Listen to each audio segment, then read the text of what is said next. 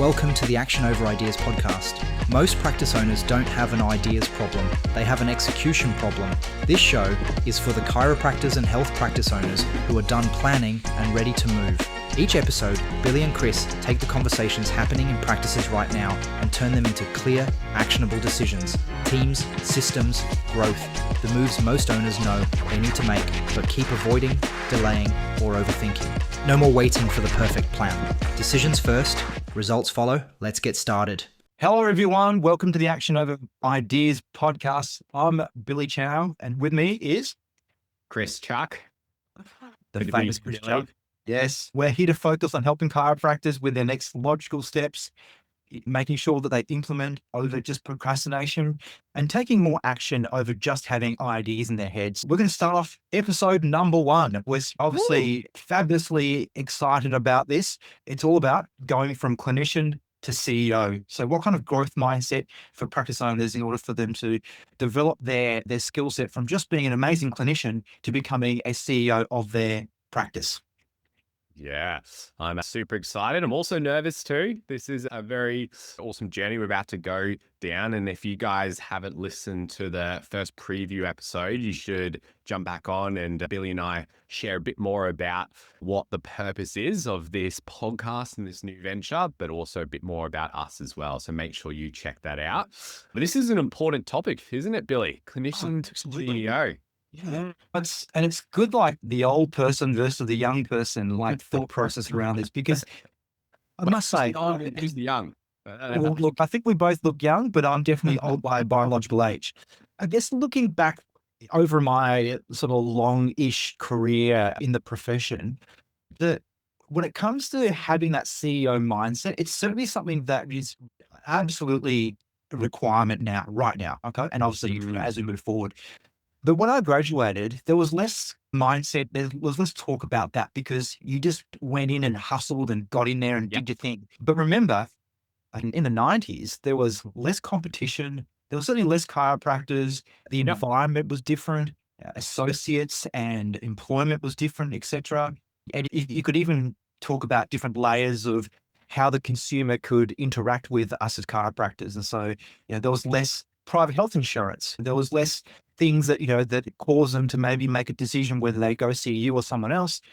Obviously, it wasn't without challenges like in kind of any generation of our profession, but I think more and more so that any chiropractor, whether they've been in practice for one day or they've been in practice for 20, 30, 40 years, it is such an important aspect to the success of their practice and their team if they have an understanding of how to be a CEO, because we have to wear many hats and we have to wear the hat, whether it's the marketing hat, whether it's the HR hat, the team trading, the practitioner hat, obviously, even the hat that you have to empty the bins and mow the lawns and clean the toilets, the janitor's hat as well. So it's such an important aspect to having, as I said to you, a really thriving and successful practice. Couldn't agree more. And I'd love to touch on that topic a bit more too, regarding what it was like maybe 10, 20 years ago to what it is now. In my unique position, I find myself in between a lot of the time, working with students and associates, and they're looking for XYZ, and then working with practice owners that have been out for 10, 20 years, where maybe they haven't hired an associate for 10 years, and they're remembering what it's like when they got out. So there was different expectations there. A lot of the times, and this is the big debate, look at the different generations as well, is when 10, 20 years ago, you had to get out, you had to hustle. And if it didn't work out, you unfortunately probably dropped out or did something else.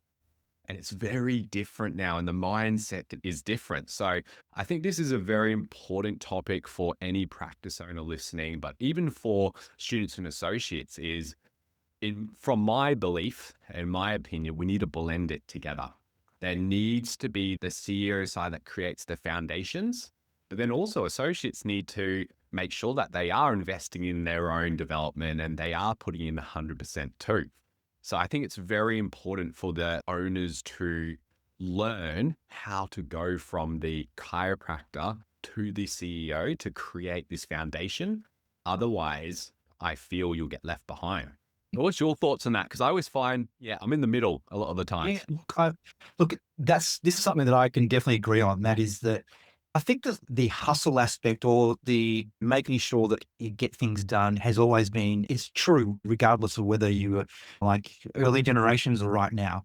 I think what challenges a lot of practice owners who might be a different generation to maybe the new grads Yep. is that they're now living in an environment in a society where it's gratification as quick as possible. Like on your Yes. phone, get Uber Yes. Eats, like Tinder, those things. It's like the dopamine fix is really, it's heightened. Like it's whatever I can to get that dopamine fix. And what happened early on, and that is that we did things slower because things were slower. Even if we wanted to rush things, Interesting. we knew that if we were to reach out and do some relationship building, like if we were to walk down our street and meet the shop owners and the cafes and the gym owners and the yoga Pilates studios, whoever was, right? That took time. That took time, it took effort, it took energy, and it took getting outside of your phone and your app to go and speak and communicate to people. And yes, we all want something to happen very quickly, but we also knew that we played the long game, that if we built those relationships, we were able to communicate, we got involved with the community, we're able to get those referrals and we'll get those relationships built over time. These days, new grads, and I'm not saying that I do believe that there's an epidemic and it's now crossing over. I'm sure that you can have a comment about this. It's crossing over into the practitioners where it's like we just have to get more new clients and we can do that by doing these things. And yes, paid advertising is absolutely important, and paid advertising done well and done the right way allows you to switch things on and off and build a machine that can really work for you. But that's only one or two spokes of your marketing wheel. And I always use this analogy when it comes to talking to chiropractors, and that is that whenever you're looking at leads and marketing and growing your business through outbound stuff, you need to have multiple spokes on that wheel. If you only have one or two and something happens to those spokes, the algorithm breaks or the algorithm doesn't work or ARPA stops you from doing something, then it's unsafe. You don't have those spokes anymore. You can't ride that bike. But if you have multiple spokes and one of those spokes or two of those spokes break, you can still get home safely. So what are your thoughts, Yeah. Chris? Yeah. No, absolutely love that. It's very true to be able to create a all-round practice from what I see. And that's the difference when I'm speaking to different owners and they have created that system that they can pull different levers. It means that the associate coming in can create success faster. I think that's a big part about going from the clinician to the CEO is you're like going from a player to a coach. And this is how I explain it to owners when they're like, hey, Chris, I think I'm doing really well. I'm ready for bringing on my first associate. And I sit them down and I prepare them for that. Some of the best coaches in the world, look at Phil Jackson from basketball, they were good players or maybe average players, but they were excellent coaches and vice versa as well. Look at someone like Michael Jordan, excellent player, not so good of a coach. And when you're going from a practitioner to a CEO, I feel that the ones that are doing that really well have focused on how do they increase their leadership capabilities, their coaching capabilities, because they need to learn how to get everything from here through someone else. Yeah. And if you can do that, you can replicate success across 3 associates and give them such a great career because they get to be a part of the ecosystem. Not just 3 associates, but at multiple locations, etc. And you've brought up a really important aspect to that CEO mindset when it comes to developing that from clinician to CEO, and that is leadership. Yeah. And we all know, hopefully we all know that there's 3 levels of leadership. There's self-leadership, so leading yourself. And then there's the second level of leading others. And then the higher level is leading an organization or something like that's multiple, lots of different team members and maybe multiple locations. But you can't have those higher levels without self-leadership. Okay. Having that self-ability to have that self-efficacy, that value of the self, being able to control your own environment, having that element of managing your own time, managing your own space, managing what you need to do, your goals, etc. It's always say as I, what is it? Do as I do, not do as I say kind of thing, or vice versa, or walk the talk. It's really easy for us to lead people without actually leading ourselves.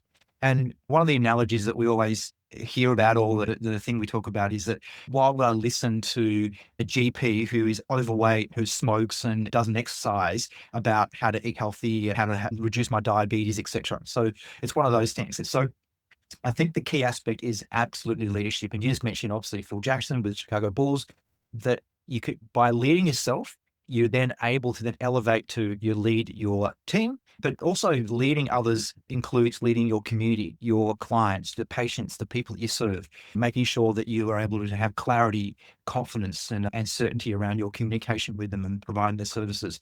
And then for anyone who wants to or wishes to scale, and they can need to then lead a larger organization, a team, and multiple businesses. And obviously, we know a number of key people in our profession that have got multiple practices and they do it really well and they have that great leadership. Yeah.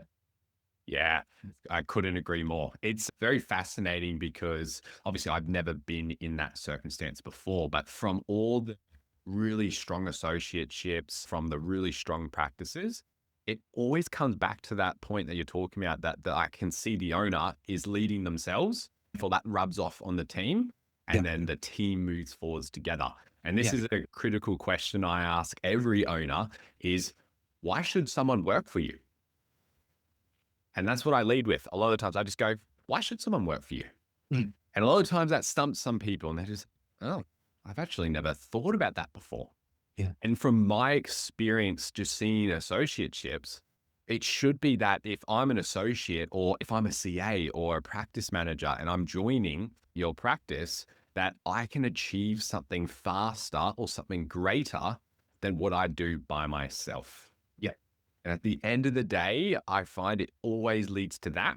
And that's why the practice with a strong leader and they're doing really well, the team appreciates being a part of the ecosystem, and vice versa. The owner appreciates their team.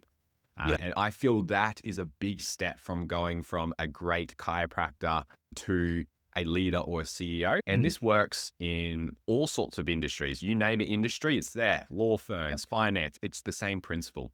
Yeah. So I'm very obsessed with this. And if I come across a practice that has this set up, I always know that amazing. Let's build the team and find the right person. Yeah. And the healthcare environment has pushed the development of businesses in a way that really requires the business owners and even associates to be able to have that, have the leadership skills, but also to develop like beyond just being a clinician. Like it's no longer like if I Google chiropractic near dash suburb and I get a list of chiropractors on my Google Maps.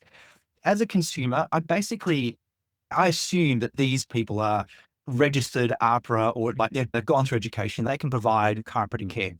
But it's not just that, is it? Because that's only the base. Like consumers are wanting more. Consumers are wanting to see whether that person's the right fit for them, whether they can provide the services or the environment that speaks to them. If they're looking for a pediatric chiropractor, then making sure that. So it's more than just being a great clinician, because I believe that our colleges and our universities here, we actually graduate amazing practitioners and clinicians. But we need to then, as we move into the profession, to obviously develop us as managers, leaders, CEOs. And it might sound a bit like I got into it because of my altruistic personality and my love and passion for serving people. Yeah. But that's great. And I think that that's something that definitely allows you to be great at what you do. But it doesn't necessarily mean that you can be successful. It's like you can be great at your art, but you could be also not making any money from your art as well. Yeah, no, love that. Yeah. And I think that's a really important part of it as well, is the clinician to CEO is not just leadership, it's also branding. Like you just said, like going out, Googling it, seeing it, they'll go on the website. A lot of people will make decisions based on that. Yeah. Reading Google reviews as well. Everyone knows that's a big part of growing any kind of business right now. Yeah. So I think there's so many different things that it can become a struggle to juggle. Can't it? Yeah. Like all of them. Definitely. Yeah. So we've got a number of episodes to get through, and we're going to obviously dive into sort of parts of that CEO mindset throughout. We'll intertwine it into the episodes. But I'm going to give the listeners and the viewers a framework, which I think I didn't make it up, but I definitely use it as a way to explain how the CEO sort of mindset around what needs to be top of mind when it comes to running a successful and thriving business as well. So number one is your success mindset around success, growth, etc. So you can have all the tools in the toolbox, as we said, and that's why we developed this podcast, Action Over Ideas. That ideas are really easy. Like you can just Google them. They're on YouTube. Subscribe to a newsletter, and you've got so many different tools for your toolbox. But without a success and a growth mindset, then all those things are not going to be actionable. All right. So having that ability, and that goes back to that whole self-leadership, leading others and leading an organization. And then from that, there are 3 growth drivers, things that drive growth. And that would be your marketing leads. Absolutely. It's your sales, your enrollment, your conversions, however you want to call that. That's what someone comes into your business, your office. Like, what are your client journey? What's your process around enrolling them and converting them into a client and patient? And the third growth driver, I say, is developing your services that speak directly to your ideal clients. If there's no point in speaking about sports and speaking about all these different things that are not directly speaking to the clients that you want to attract, and that could be pediatrics, etc. So making sure that you have a good marketing ability to speak in a way that targets your ideal clients. The other 3 areas are what we call growth sustainers. So you can have a lopsided business. You could spend all your money, resources, and time just on driving growth, like more new clients. But in order for us to sustain growth and for the long term, we need to have things like systems and processes. We need to make sure that they unlock a great team. And that's obviously where you come in with your zone of genius. But you're having a great team, good leadership, good management. And the third thing that sustains growth is financial management and metrics. Not only understanding your dashboard, your CEO dashboard about what are your stats, what are your metrics, what are you tracking, but also looking at your P&Ls, your reports. Am I utilizing my profits better and investing better? And how do I see my expenses? Can I look at how I can improve my expenses, etc.? So that's the framework that I think that's important around having a really good CEO mindset around those 7 elements of business success. Yeah, no, thank you for sharing. That sounds amazing. In your experience, because we're talking about taking action, I love that framework. How can, if someone's listening to this right now, they hear that they want to be a part of it, like what action can they take? Getting off this, wherever they're listening on YouTube or Spotify, what would be your advice around that? We could go on for 5 hours. I'll give you 2 bits of things which I think are really important. Number one, it comes from, and this is more for business owners, okay? Yep. And then I'll do something for associates. But for the business owners, for the principal chiropractors, read the book Drive by Daniel Pink. Right. So Daniel Pink, great author. The book's called Drive. He did a lot of research and he looked into what drives people and motivates people in the workforce, okay, and in the modern workforce. And one of the key things that he found was that external rewards lose impact once you get to a certain level. So obviously, people want more money, but there is a diminishing return on that. And that is that for most people, just because you keep increasing your money doesn't necessarily mean that I get more value and fulfillment in my job. And the other thing also is that we don't want to develop a relationship with our team where it's only about increasing your salary, etc. Yeah. And so there's 3 drivers which Daniel Pink spoke about, and that's purpose, autonomy, and mastery. All right. So first one, purpose, really simple. And that is people perform better when their work connects to meaning and their purpose. And so Daniel Pink talks about, and that is that your practice, your organization should obviously have a purpose, but how do we relate that purpose? How do we add value to that purpose to your team members' own individual purpose? It's easy for us to go, hey, Chris, I want you to be on board with this, right? I want you to be on board with this. This is our purpose. This is where we're heading towards. It's more impactful. I'm going to get more out of you if I can relate the purpose of the practice to you individually. What do you want to achieve? And it could be that you want to have an amazing life for your family. You want to pay for your kids' school fees. Your purpose could be paying off your mortgage faster. Like, how do I relate that? Then when it comes to autonomy, people don't like to be micromanaged, and people thrive when they have more control over what they do. And so when it comes to principles, it's really important to make sure that we have that leadership, but we also help them develop their self-leadership so they can do things on their own as well. Okay. And so it doesn't mean that we stop training, doesn't mean that we don't obviously help them and assist them and guide them, but not having that sort of overly managed role. And the third thing is about mastery. That's why we have seminars and we have these podcasts, etc. It's making sure that people see progress, skills, and that wanting to develop themselves. That we naturally want that. And I think that even just like our listeners on this podcast, these are the people that listen to other podcasts and friends of ours because they want to master, they want to really learn, they want to go to conferences and seminars, etc. So they're the three areas. And I've just stolen that from Daniel Pink's book, Drive, but it's for any chiropractor wanting to learn more about that. It's a great book to read. And the second thing I'm going to talk about before I jump to you, because I was speaking too much, is for associates or certainly for new grads. And that is, it's important to start to look at, because especially in the beginning, we're looking about money. It's like a lot of it's driven about money. It's how many patients am I seeing? What am I earning? I can't afford this, or I need. Start looking at your profit and loss, or looking at your finances as not just profit and loss, but your expense or it's called loss. That's an accounting term, but your expenses, think of them as more investments. All right. Yeah. So yes, an accountant will classify your marketing, your Facebook advertising as an expense, but start to think about, reframe it as an investment. I'm investing in growing my business. Okay. Because we all know that when we invest in something, when we have an investment, what do? We research, we investigate, we learn, we nurture it, we look after it. We want to make sure it grows. When we classify something as an expense, we want to block it out. A bill comes in, it's like, oh my gosh, let's just put it in the bottom of the pile, or let's just put it somewhere where we don't have to think about it. But if we think about coaching, consulting, recruitment, or anything to do with growing your business, reframe that as an investment and reframe it as a way. How can I reframe that? So look, yes, rent is an expense, but I can reframe that to be, look, this is something that's allowing me to actually serve my community. If I didn't have rent, then I wouldn't have the four walls for me to actually provide the care and to get the great results for my community. What are your thoughts? I love it. Love it. I could sit here listening for the next 5 hours. Absolutely spot on. I agree with every point there.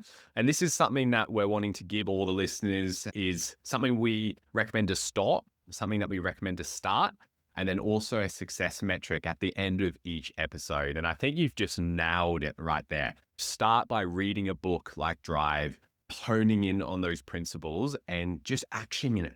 Next week, you can just action it. I love the part around purpose and looking at that each one of your teams are going to seek purpose from something different. That is right there. What I'm trying to get across to as many owners, but also associates, is we're all different. We all think success is different. Someone might want work-life balance. Someone might want to take on the world and see as many people as possible and have a massive impact. Both are right. Yeah. Both are right. And there's certainly some correlation between the people that we take care of as chiropractors and also our team. And that is that, like, of course, it would be amazing if the people we attracted into our offices understood chiropractic. They understood about structure and function, about nervous system, about the body, about the chiropractic isn't just only for pain and aches, etc. There's so much more. But we know for a fact that people come in for lots of different reasons. And if you're a great leader and if you're a great chiropractor with integrity and care, that you will meet your client or your patient or the person at where they're at, and hopefully be able to get them to understand through value, through communication, through experience, what you can offer. All right. And so it's a journey, and it's something it's organic, it's continuous, and it's a journey. And that's the same with our teams as well. We can have our purpose, and absolutely every business owner, every practice should have a mission and a vision about where they want to get to. Because without that, then we don't have our North Star, we don't have our direction. But it's difficult for us to hire a brand new CA or even a CA that's been there for a little while and to go, this is the vision and I want you to live, breathe and bleed that. Okay. Now they could live, breathe and bleed hard work, right? Because they're hard workers and they really want us to succeed, but we need to relate it back to them. Now, once again, meet them where they're at And along their journey, if we nurtured them, they'll see the great results. They'll see the impact that we have. They'll see the leadership that you provide for them. And then sooner or later, they'll end up going, you know what, my purpose is now very more close to your purpose as well, because I can see that. Yeah. Perfect. Love it. I think that's spot on. So if you're an owner listening right now, start doing some of these things and just start next week. Like, even if it crosses your mind, just do it. You do it poorly, it doesn't matter. It's about taking that action step. And the other thing that we'd love to invite you guys to do is to stop something as well. And this is around treating things like marketing, team members, coaching, consulting as pure expenses. How we want you to look at it is it's an investment. If you invest in some community engagement, if you invest in online marketing, then you'll always get, if done correctly, a positive return on investment. And that's how you grow. I'm very big on, if you have a coach come into your business and they teach your CAs, your practice managers, how to perform better at their role, or they come in and help your associates perform better at their role. This will always be best for you in the long term. It's best for your community because everyone levels up together. Any comments on that, Billy, from your perspective as well? No, couldn't agree more. Yeah, no, I think that's wonderful. And I think that we started off pretty strong. I think that we had some really good conversations around clinician to CEO, provided some action steps, things for our listeners and our viewers to think about, but also it's a great conversation with you as always. It's going to be lots of fun. The last thing I want to add in as well is around the success metric too, is the way that you know that you're doing this right or going more towards that CEO function is looking at a monthly investment budget or at least forecasting ahead. This is something that I do a lot in recruitment, whereby if you're going to bring someone on, you need to understand that's going to cost you $90,000 to $150,000 over time to do it successfully. So you need to forecast that forwards, and you can do exactly the same thing with your marketing, with the team training, consulting. So this is something that I'm very big on. If you can forecast forwards, then you're prepared. And I feel like you can take care of your team as well, because, you know, their salaries will be included in that as well, and you'll have less stress. So this is something I'm very big on as well. And it's something that we wanted to leave you guys all with too. Yeah. Great.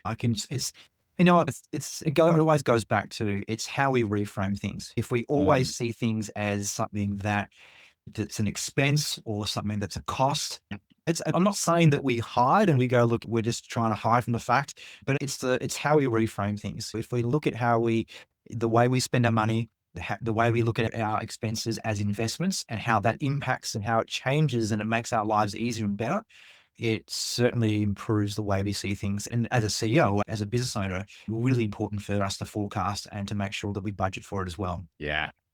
Love it, Billy. It was great to see you. Great topic. Thank you for sharing your knowledge and your wisdom.